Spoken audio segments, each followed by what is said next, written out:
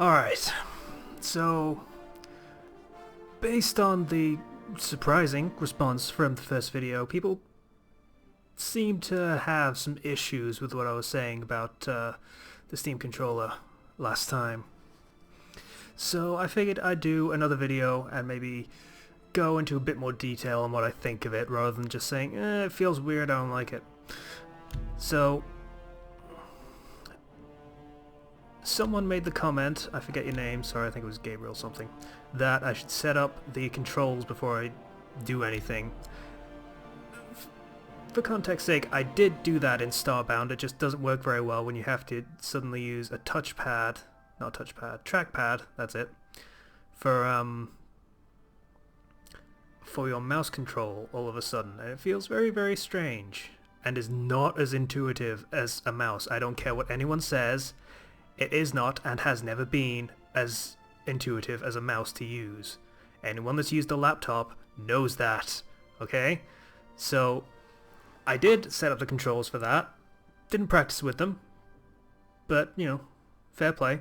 So I have decided to play some Elder Scrolls Oblivion because this is one of the games...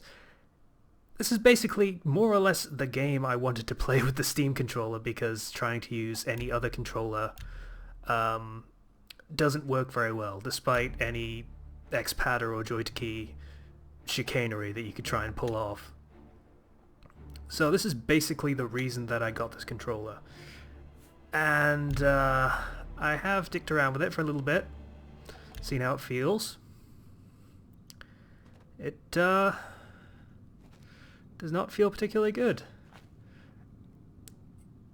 It doesn't feel horrendous or anything. The sensitivity's a bit low. I'm going to fix that. But it's not great. So let me try and explain why. Now, I mentioned before that the touchpad is not great for this sort of thing. It's actually not maybe as bad in a game like The Elder Scrolls, but that's for very specific reasons. Aiming is not a priority so much. I mean, you swing a sword here, you're basically swinging a sword here, and here, and here. In general terms, it's going to be in about that space. Oh, my athletic skills increased. Yay. It's going to be in about that space that you end up hitting. And that's good enough for a game like this. That's fine. But the problem comes in, or it came in for me, when it comes to movement. You see, as I explained in the comments for the previous video, the way the Steam controller operates for games that weren't designed with controller support in mind is that it duplicates keyboard and mouse inputs. So your right trigger is the left click of the mouse button. It doubles that. So it treats it as if you have clicked the mouse when I do this, for example. And it does the same with the buttons and with the analog stick. So when I press forward on the analog stick, I believe it is duplicating pressing the W key. And when I press right on the analog stick, it would be D. Back would be S, left would be A. I'm guessing, I didn't check. But you get the idea. So it doubles those inputs. But the thing is, it's an analog stick that does not offer analog movement, because the game is not designed like that. So I can move forward, I can move backward, side to side. I cannot move diagonally. It does not work like that. So I'm not sure. I believe you can do that if you just press the buttons on the keyboard. Yep. I am pressing the keyboard. Forward, right, back, left. Works absolutely fine. But with the controller, by default at least, it doesn't. Which means you have to play around with the settings or configurations or what have you. And this basically brings up another crux issue with the Steam controller.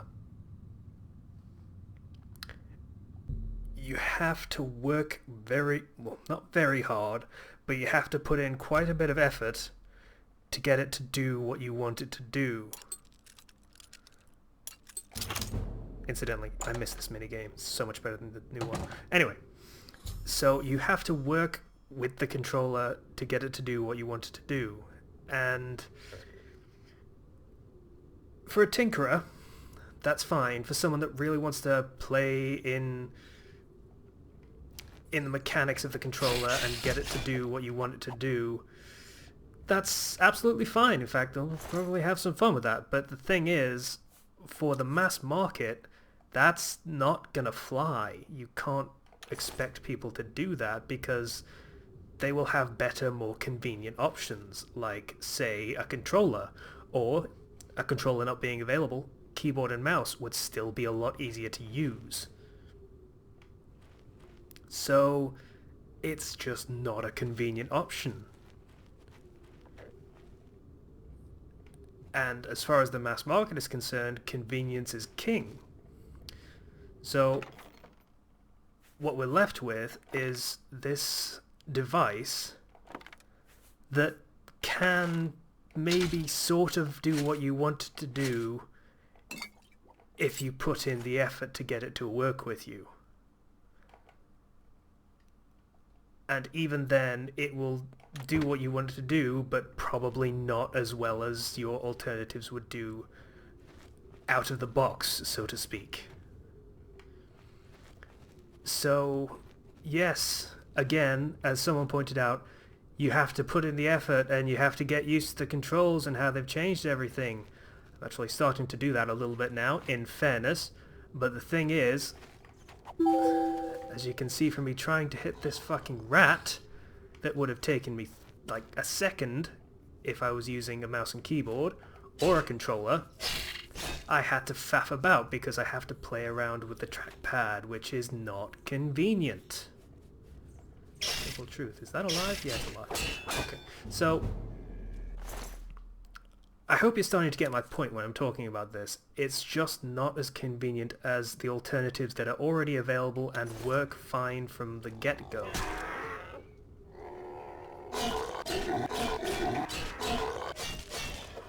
See, and there's another problem, but that might just be me. Because the trackpad is so squirrely, or can be, I will aim at something and then keep my hand off the goddamn trackpad just in case it tries to tweak it, because my thumb brushed it or something.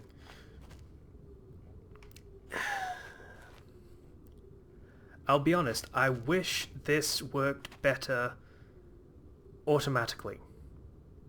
But, you know, that's just wishful thinking. It just wasn't going to work like that. It was probably always going to be this pseudo-expadder equivalent thing that just sort of works out of the box without having to play with settings like you do with expadder. It does that to an extent. You can get it to work almost immediately, about as well as you can get expadder to work. But that's it. And if you want it to work better than that, you have to put in far too much effort for far too little gain. And it ends up just not being worth it. So, despite me getting this controller specifically for this game, because I wanted to play it with a controller, because I played it on the Xbox with a controller, I'm still gonna probably end up, if I do end up playing this game, I'm probably gonna end up playing with keyboard and mouse, because it's still more convenient. That's unfortunate, but it's just how it turned out. So, yeah. If you're a tinkerer, if you're willing to put the work in to get it to work, maybe you can have a lot of fun with this thing. Otherwise, just stick with your better options, because you already have them, and they work just fine.